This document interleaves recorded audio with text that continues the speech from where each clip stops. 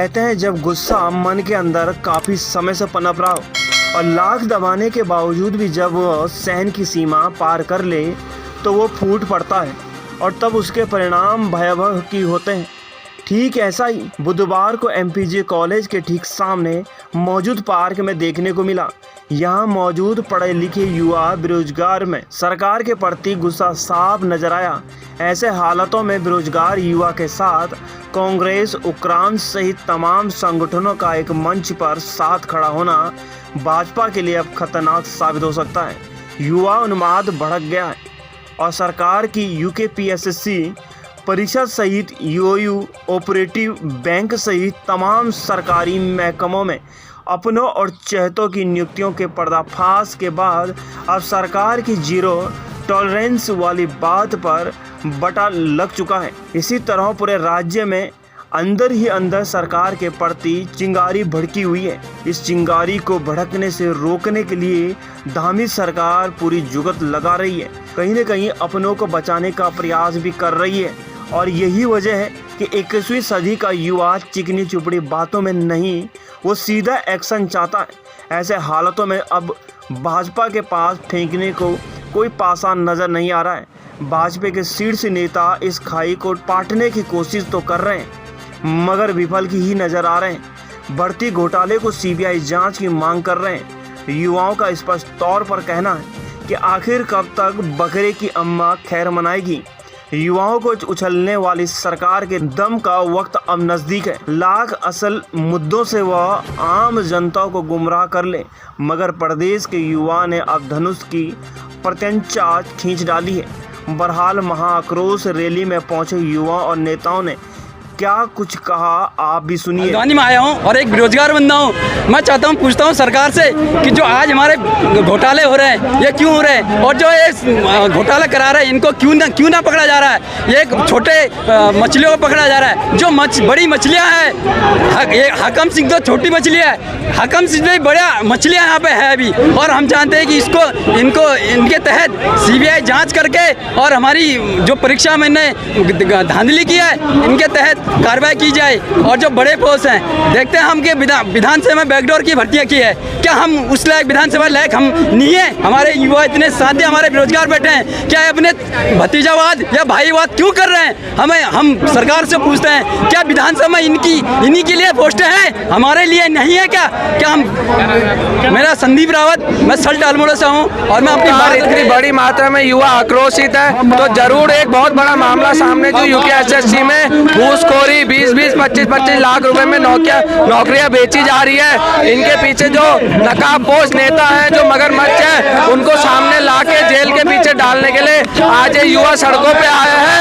एक वो वक्त था जब उत्तराखंड बनाने के लिए लोग सड़कों पे आए थे, आज उत्तराखंड बचाने के लिए लोग सड़कों पे आए हैं। जन आक्रोश रैली का आज आयोजन किया गया है और इस रैली के लिए बाकायदा इनके द्वारा अनुमति प्राप्त की गई है। इस पार्क जहाँ पर वो कर रहे हैं इसके लिए अनुमति उन्होंने सिटी मजिस्ट्रेट कार्यालय से प्राप्त की है और सुरक्षा के ठीक व्यापक इंतजाम है। फोर्स हमारी सभी जगहों पर लगी हुई है ताकि किसी प्रकार का अशांति, उपद्रव, इस प्रकार की घटनाएं न हो पाएं। जिस तरह से भर्ती घोटाले सामने आए पूरे प्रदेश में, ये बहुत शर्म की बात है कि किस तरह से पूरे प्रदेश के जो हमारे नेता हैं उन्होंने अपने रिश्तेदारों को जिस तरह से विधानसभा सचिवालय में भर दिया है, ये बहुत शर्म की बात है। इसलिए हमारे प्रदेश का एक युवा आक्रोशित है, उसी लिए आज यहाँ सड़कों पर उतरने को मजबूर है। तो आज ये शुरुआत है बहुत बड़े युवा आंदोलन की। जिस तरह से आंदोलन हुआ था हमारे प्रदेश को बनने के लिए, आज उसी तरह से दूसरा आंदोलन है इन नेताओं के खिलाफ कि एक अगर सीबीआई जांच आप ये नियम निकाल दीजिए, आप सीधे हमारे हाईकोर्ट के जज के अंतर्गत सीबीआई जांच हम मांग करते हैं, जो कि हम उम्मीद करते हैं कि उनके अंतर्गत अगर होगी तो निष्पक्षता से होगी। जबरन ट्रैक से हटाने का आंदोलन को काम करता आया है और हमारी पहले दिन से मांग है कि नियुक्तियों में फर्जीवाड़ा नहीं होना चाहिए। ये जो फर्जीवाड़ा हुआ है ये सरकार की नाक के नीचे हुआ है, हम इसका विरोध करते हैं। और हमने शुरुआत से ही कांग्रेस पार्टी के लोगों ने यूथ कांग्रेस के प्रदर्शनों के जो बेरोजगारों के साथ हमने प्रदर्शन करे, उसी का नतीजा है कि आज सरकार इसकी जांच करा रही है। और आप देख रहे हैं कि लगातार लोग पकड़े जा रहे हैं, लेकिन हम चाहते हैं कि सीबीआई जांच हो, क्योंकि ये बड़े जो भारतीय जनता पार्टी से जुड़े हुए नेता हैं उनको बचाने का काम इस समय मौके की सरकार कर रही है। हम चाहते हैं सीबीआई की जांच हो और जो भी दोषी है उनके खिलाफ। बहुत परेशान है, इसलिए यहाँ आए हैं। आज हमारा पढ़ने का दिन था, लेकिन हम वो सब छोड़ के हम यहाँ पर आए हैं, क्योंकि हमने इतनी मेहनत की लेकिन उसका रिजल्ट नहीं आया। अगर हम देखते हैं कि वीडियो भर्ती जो है उसको रद्द होनी चाहिए सर, क्योंकि उसमें जो है अगर भ्रष्टाचार नहीं भी हुआ है, जो नॉर्मलाइजेशन के चक्कर में है 60 से 70 नंबर अपने आप बढ़ गए हैं सर, क्योंकि मेहनत सबने की है। इसलिए मैं चाहती हूँ कि वीडियो भर्ती रद्द हो और जितनी यूकेएसएससी की सारी भर्तियाँ हों उसमें सीबीआई जांच होनी चाहिए। हम मुझे उम्मीद है कि माननीय मुख्यमंत्री जी हमारी बात सुनेंगे। मेरा नाम दया कपूर दबाने का काम कर रही है। हम यहाँ एक हफ्ते से रैलियों की तैयारियां कर रहे हैं और आप देख सकते हैं कि पुलिस बल कितना खड़ा है। क्या सरकार हिटलरशाही पे उतर गई है? साथियों, यूके SSSC का उत्तराखंड के इतिहास में इतना बड़ा स्कैम हुआ। उत्तराखंड बिहार बनने को तैयार है। बिहार में आज से पहले बिहार में ऐसे स्कैम आते थे जो आज उत्तराखंड में आ रहे हैं, और इसके बाद भी ये युवाओं को अपना आक्रोश तक प्रकट नहीं करने देना चाहते। ये सरकार क्या चाहती है? हमारी ये मांग है कि जो एसटीएफ जांच कर रही है उसकी जांच एसटीएफ से हटाकर सीबीआई जांच करे, क्योंकि एसटीएफ कैसे निष्पक्ष जांच कर लेगी, क्योंकि ये खुद उसके ऊपर बैठ रखे हैं। जब सीएम कार्यालय उसमें, जब सीएम की उसमें डायरेक्ट इन्वॉल्वमेंट है तो कैसे निष्पक्ष जांच हो जाएगी? आप बताइए मुझे।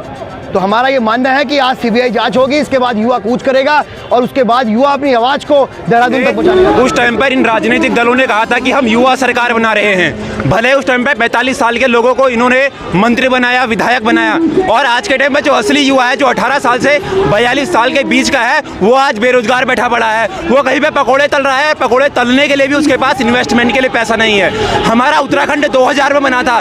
कितने लोगों ने इस उत्तराखंड को बनाने के लिए शहादत दी, उसके बाद भी आज उत्तराखंड की जो शहादत हुई है, जो उसकी कुर्बानियां दी थी, वो सफल नहीं हो पाई। आज उत्तराखंड में बेरोजगारी है, शिक्षा व्यवस्था बदहाल है। अगर सरकारी स्कूलों में चले जाएं तो सरकारी स्कूलों में आज के टाइम पे न तो अच्छे टीचर हैं और न ही अच्छे स्कूल हैं। बात सरकार लाभ कैसे मिलेगा जब यहाँ पर चाचा, भतीजे, फूफा, मामा, मौसी को नौकरी देंगे तो कैसे लाभ मिलेगा? ऐसे लाभ नहीं मिलता। लाभ देना होगा तो एक अच्छी नीति अपनानी होगी, भ्रष्टाचार को खत्म करना होगा। मेरा नाम पंकज। सबको पता है कि उत्तराखंड के अंदर तानाशाही सरकार चल रही है। अगर यहाँ पर कोई भी कुछ करता है तो उसके खिलाफ मुकदमा हो जाता है। लेकिन मैं सभी लड़कों को बधाई देना चाहता हूँ, कम से कम उन्होंने यहाँ पर इकट्ठा होने का तो एक साहस जुटाया। और दूसरी बात रही यहाँ पर रैली की, इनके हकों पर डाका मारा जा रहा है। जो उत्तराखंड के नौजवानों को जो रोजगार मिलना चाहिए वो बिहार के लोगों को मिल रहा है। जो उत्तराखंड के हमारी महिलाओं को मिलना चाहिए वो हरियाणा की महिलाओं को मिल रहा है। मतलब आप उत्तराखंड के अंदर देखो, यूके SSSC का मामला हो, विधानसभा भर्ती का मामला हो, जितनी भी भर्तियां हैं सब में भ्रष्टाचार है। कोई अपने बिहार से आदमी को ले आ रहा है। मतलब उत्तराखंड के नौजवान मर गए क्या? उत्तराखंड का एक नौजवान ऐसा नहीं है जो बिहार के लोगों को लाया जा रहा है। क्या बिहार के लोगों को यहाँ पर, ये बिहार के लोगों ने राज्य बनाया? क्या अरविंद पांडे की क्या वो है हैसियत जो उत्तराखंड के आंदोलन में उन्होंने क्या योगदान दिया बताइए आप? और वो बिहार के अपने भाई भतीजों को यहाँ नौकरी कर दी।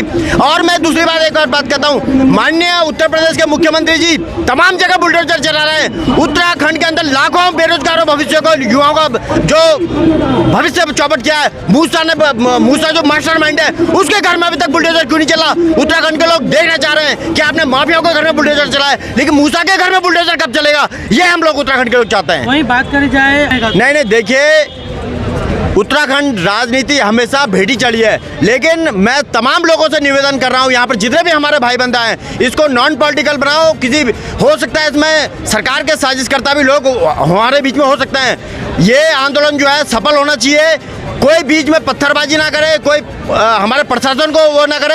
अगर रैली निकालनी है तो शांतिपूर्ण ढंग से अपना आक्रोश व्यक्त करे, और हमेशा सच्चाई की जीत होती है। जैसे पुलिस प्रशासन आप देखेंगे किसी भी तरीके से कोऑपरेट नहीं कर रहा है।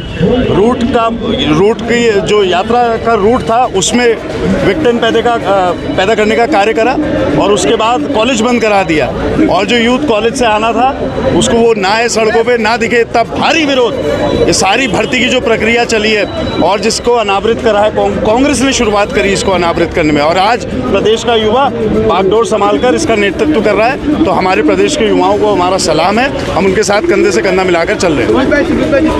नहीं, बिल्कुल देखिए, ये तो पूरा संगठित तरीके से भ्रष्टाचार हुआ है, और सीबीआई तभी कांग्रेस लगातार मांग कर रही है कि सिटिंग जज की निगरानी में सीबीआई की जांच हो, और जिसने भी घोटाला करा हो, चाहे वो कितना भी बड़ा व्यक्ति हो, उसके खिलाफ कार्रवाई।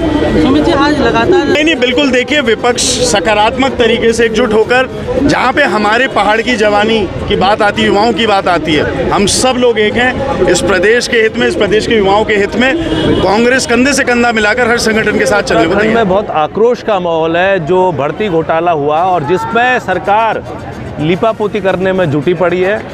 भ्रष्टाचार की खिचड़ी पे महंगाई का तड़का, युवा हतप्रभ है और कहीं ना कहीं सरकार पर, उनकी एजेंसीज पर विश्वास नहीं कर पा रहे कि जो बड़े मगरमच्छ हैं जिनके शह पर ये भर्तियां हुई, वो कहीं ना कहीं सरकार बचाने का प्रयास कर रही है, क्योंकि एसटीएफ और विजिलेंस दो अलग एजेंसी से जांच कराने पे ही एक सवाल उठता है। दूसरी बात, क्योंकि किसी भी एग्ज़ाम कंडक्ट कराने वाली जो भी एजेंसी होती है, जो हमने एक SSSC जो बनाया था, उसमें एग्ज़ाम कंट्रोलर हो गया, सचिव हो गया, आयोग के आपके अध्यक्ष हो गए, इनकी जिम्मेदारी होती थी सबसे पहले सरकार को, ताकि निष्पक्ष तरीके से जांच हो सके, उनको सबसे पहले सस्पेंड करना चाहिए था।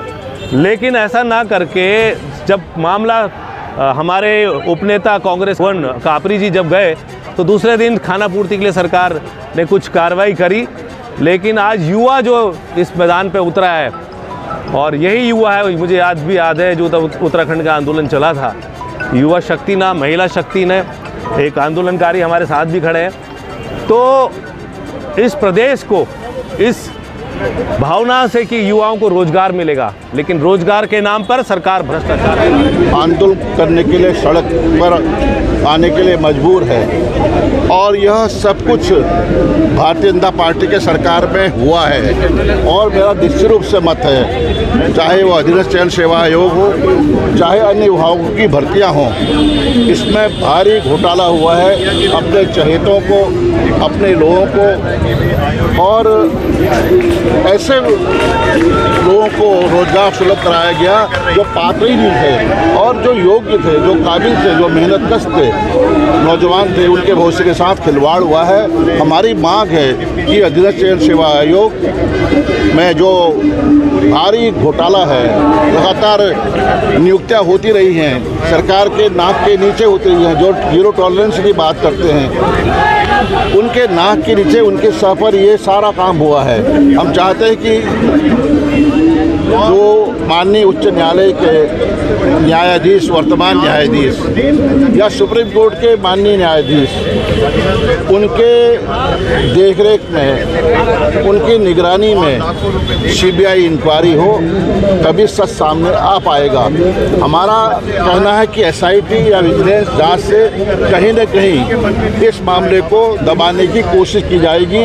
और एसआईटी के जो हमारे अधिकारी हैं, मैं उन पर प्रश्न नहीं कर रहा हूँ, लेकिन मुझे मालूम है कहीं न कहीं सरकार का इतना दबाव होगा कि वो जांच प्रभावित हो सकती है। और इसके सीबीआई नहीं, हम चाहते हैं कि इसकी सिटिंग जज से जांच हो, कि निगरानी में जांच हो, सच सामने आ सके, और इससे नीचे हम कोई समझौता नहीं करेंगे। आप अपने निश्चित रूप से मैंने कहा है, पहले भी कहा है, आज भी कह रहा हूँ, आपके सामने कह रहा हूँ, सबके सामने कह रहा हूँ कि 2002 में मुझे प्रथम निर्वाचित विधानसभा का अध्यक्ष के रूप में सेवा करने का अवसर प्राप्त हुआ है, और मेरे समय भी नियुक्तियाँ हुई हैं, इससे भी मैं इनकार नहीं कर रहा हूँ। लेकिन मैं चाहता हूँ कि 2002 से लेकर 2007 तक 5 वर्ष के कार्यकाल में जो भी नियुक्तियाँ हुई, अगर सरकार चाहे उसकी जाँच कर सकती है।